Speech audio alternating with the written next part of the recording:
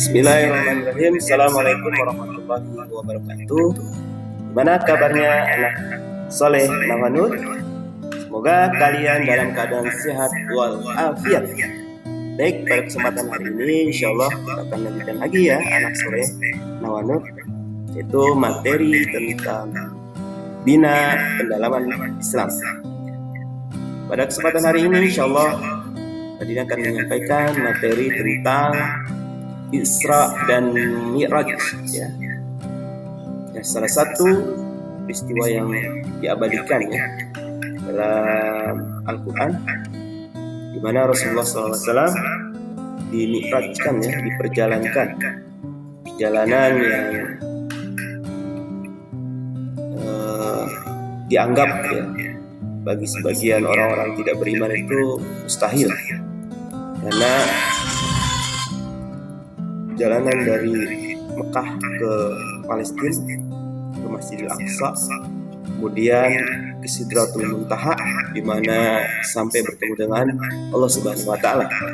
Baik, anak-anakku yang soleh, berikut ini kita mulai saja ya dengan sama-sama. Terlebih dahulu baca 14 malah.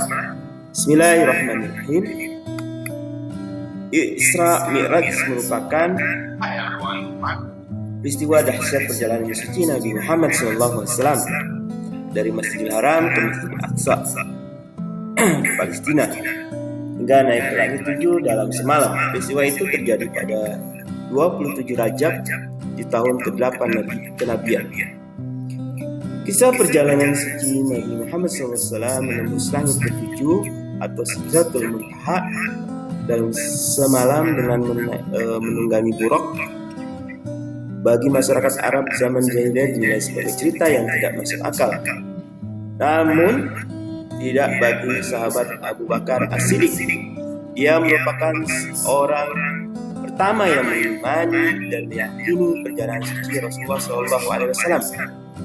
Karena itu Abu Bakar diberi gelar As-Siddiq, itu orang yang percaya. Peristiwa Isra Mi'raj ini diabadikan dalam Al-Quran ya, surat Al-Isra yang berbunyi A'udzubillahi minasyaitonirrajim. Bismillahirrahmanirrahim. Subhanalladzi asra bi'abdihi lailan minal masjidil haram ilal masjidil aqsa alladzi barakna haulahu linuriyah min ayatina innahu was-sami'ul basir. Artinya, Maha Suci Allah yang telah memperjalankan hambanya pada suatu malam dari Masjidil Haram ke Masjidil Aqsa yang telah kami berkahi di sekelilingnya, agar kami perlihatkan kepadanya sebagian tanda-tanda kebesaran kami. Sungguhnya Dia adalah Maha mendengar lagi Maha melihat. Dalam tafsir Jalalain karya Jalaluddin Al-Mahli dijelaskan bahwa Dia Allah melimpahkan nikmatnya kepadanya dengan perjalanan di suatu malam. Di dalam perjalanan itu Nabi SAW sempat berkumpul dengan para nabi, baik ke langit melihat keajaiban-keajaiban alam malakut dan bermunajat langsung dengan Allah Subhanahu wa taala. Sehubungan dengan peristiwa ini, Nabi SAW menceritakannya melalui sabdanya, "Aku diberi buraq, adalah seekor hewan yang berbulu putih, tingginya lebih dari keledai, akan tetapi lebih pendek daripada bagal. Bila ia terbang, kaki depannya dapat mencapai batas pandangan matanya. Lalu aku menaikinya dan ia membawaku hingga sampai ke Baitul Maqdis. Kemudian aku tambatkan ia pada tempat penambatan yang biasa dipakai oleh para nabi. Selanjutnya aku memasuki Masjidil Aqsa dan melakukan sholat 2 rakaat di dalamnya. Setelah itu aku keluar dari Masjidil Aqsa. Datanglah kepada malaikat Jibril seraya membawa 2 buah cawan, yang satu berisikan khamar, sedangkan yang lain berisikan susu. Aku memilih cawan yang berisikan susu. Lalu malaikat Jibril berkata, "Engkau telah memilih fitrah, yakni agama Islam." Nabi SAW melanjutkan kisahnya. Kemudian malaikat Jibril membawaku naik ke langit dunia. Di langit pertama aku bertemu dengan Nabi Adam. Nabi Adam menyambut kedatanganku. dan ia mendoakan kepadaku untukku. Kemudian malaikat Jibril membawaku naik ke langit yang kedua. Di langit kedua aku bertemu dengan Nabi Yahya dan Nabi Isa. Lalu keduanya menyambut kedatanganku dan keduanya mendoakan kebaikan buatku. Kemudian malaikat Jibril membawaku naik ke langit yang ketiga, maka malaikat Jibril mengetuk pintu langit yang ketiga. Lalu aku bertemu dengan Nabi Yusuf, dan ternyata ia telah dianugerahi separuh daripada semua keelokan. Nabi Yusuf membuat kedatanganku lalu mendoakan kebaikan bagiku. Kemudian malaikat Jibril membawaku naik ke langit yang keempat, maka kedatanganku dan mendoakan kebaikan bagiku. Kemudian malaikat Jibril membawaku ke langit yang kelima. Lalu malaikat Jibril mengetuk langit kelima. Yang kelima tidak. Tiba-tiba aku bertemu dengan Nabi Harun. Ia menyambut kedatanganku dan mendoakan kebaikan bagiku. Selanjutnya malaikat Jibril membawaku naik ke langit yang keenam. Lalu ia mengetuk pintunya. Tiba-tiba aku bertemu dengan Nabi Musa. Lalu Nabi Musa menyambut kedatanganku dan ia mendoakan kebaikan bagiku. Kemudian malaikat Jibril membawaku lagi naik ke langit yang ketujuh. Tiba-tiba aku bertemu dengan Nabi Ibrahim. Kedapatan ia bersandar pada Baitul Maqmur. Ternyata Baitul Maqmur itu setiap harinya dimasuki oleh 70.000 malaikat, yang selanjutnya mereka tidak kembali lagi padanya. Kemudian malaikat Jibril membawaku naik ke Sidratul Muntaha. Kedapatan daun-daunnya bagaikan telinga-telinga gajah dan buah-buahan bagaikan tempayan-tempayan yang besar. Ketika semuanya tertutup oleh nur Allah, semuanya menjadi berubah. Maka kala itu tidak ada seorang makhluk Allah pun yang dapat menggambarkan keindahannya. Rasulullah SAW melanjutkan kisah. Maka Allah mewahyukan kepadaku secara langsung, dan dia telah mewajibkan kepadaku 50 kali salat untuk setiap hari. Rasulullah SAW melanjutkan kisahnya. Maka Allah mewahyukan kepadaku secara langsung, dan dia telah mewajibkan kepadaku 50 kali salat untuk setiap harinya. Setelah itu lalu aku turun hingga sampai ke tempat Nabi Musa, yaitu langit ke-6. Maka Nabi Musa bertanya kepadaku, apakah yang diwajibkan oleh Rabbmu atas semua umatmu? Aku menjawab, 50 kali salat untuk setiap harinya. Nabi Musa berkata, kembalilah kepada Rabbmu, lalu mintalah keringanan darinya, karena sesungguhnya umatmu niscaya tidak akan kuat melaksanakannya. Aku telah mencoba Bani Israel dan telah menguji mereka. Rasulullah SAW melanjutkan kisahnya. Maka aku kembali kepada Rabbku, lalu aku memohon, wahai Rabbku, ringankanlah buat umatku. Maka Allah meringankan 5 waktu kepadaku. Lalu aku kembali menemui Nabi Musa, dan Nabi Musa bertanya, apakah yang telah kamu lakukan?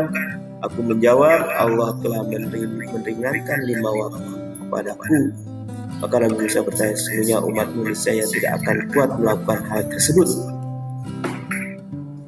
Maka kembali lagi kepada Rabbmu dan mintalah keringanan buat umatmu kepadanya. Rasulullah melanjutkan kisahnya. Maka aku masih tetap mondar-mandir antara Rabbku dan Nabi Musa, dan dia padaku 5 waktu demi 5 waktu, sehingga akhirnya Allah berfirman, hai Muhammad, salat 5 waktu itu untuk tiap sehari semalam. Pada setiap salat berpahala 10 salat, maka itulah 50 kali salat. Dan siapa yang berniat untuk melakukan kebaikan kemudian ternyata ia tidak melakukannya, dituliskan baginya pahala 10 kali kebaikan. Dan barang siapa yang berniat melakukan keburukan lalu ia tidak mengerjakannya, maka tidak dituliskan dosanya. Dan jika ia mengerjakan maka dituliskannya.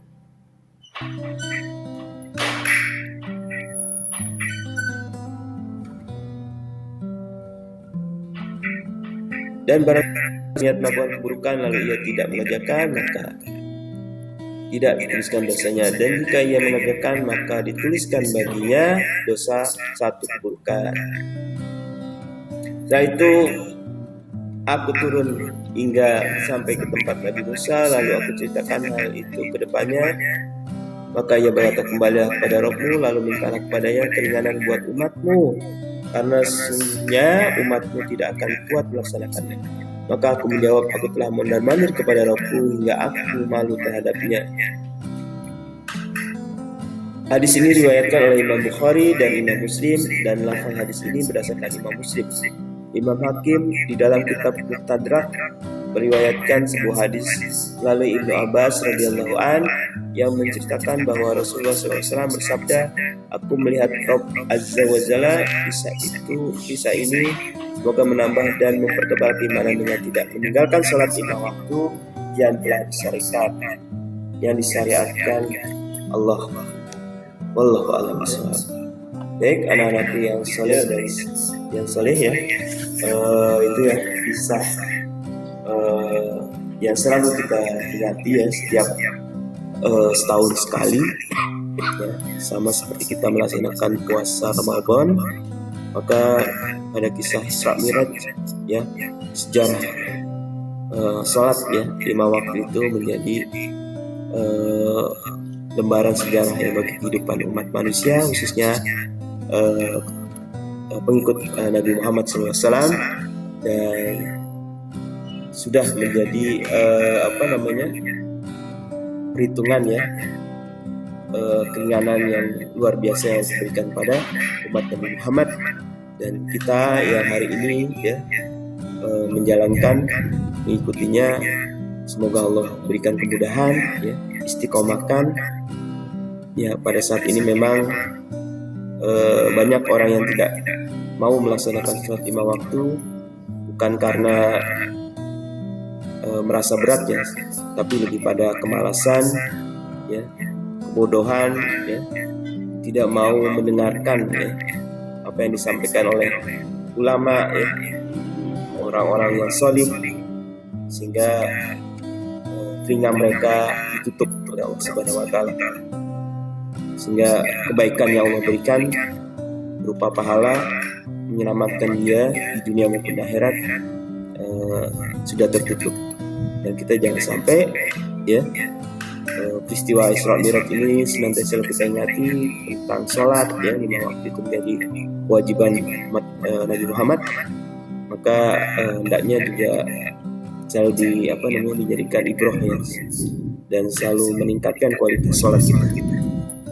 Baik, mungkin itu saja ya yang penghantar Pak Didin ya, menambahkan dari materi tentang Isra Mi'raj. Semoga ini menjadi penyemangat kita ya untuk selalu senantiasa menjaga sholat wajib kita.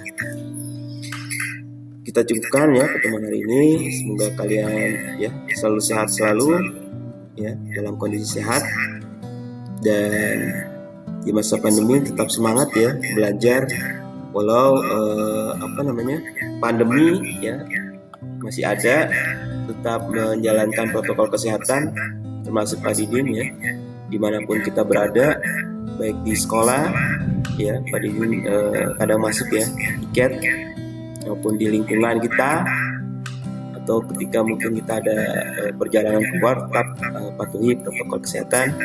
Semoga keluarga kita selalu dihindari ya dari wabah ini. Baik, kita sudahi dengan sama-sama membaca doa kafaratul majlis. Subhanakallahumma wa bihamdika, asyhadu an la ilaha illa anta, astaghfiruka wa atubu ilaik. Assalamualaikum warahmatullahi wabarakatuh.